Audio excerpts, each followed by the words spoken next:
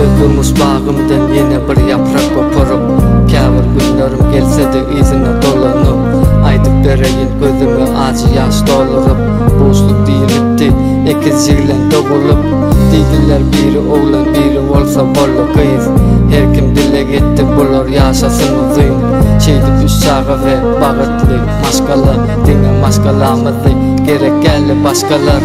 İki ağında şunda değmediler gönlüme Sen ova döngülüşün ömür koşar ömrüme Çala boyalıptın seyredip çık özüne Gülüp gedip yorduna daha salman gönlüme Bir maşkalan yıkıvıydı entağın bağrıydı Ecenge kıvlan yüzün güller yangıydı İkiz diydarın sen neti barsını Dinle sen gerekçigi yok et barsını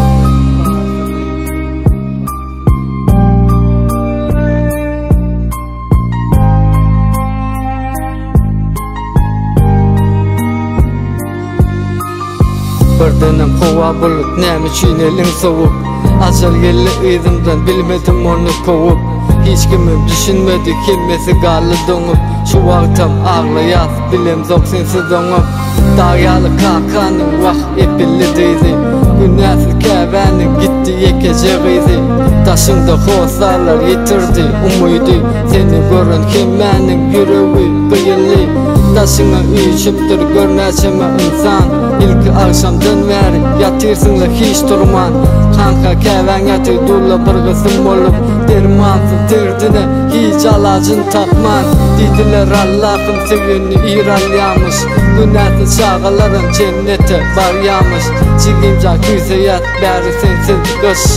Hemmemi delirdi edilen bir yanlış İki dünya karalak kastettin sen canına İçimdekiler aytmak sığmaya bu sadıma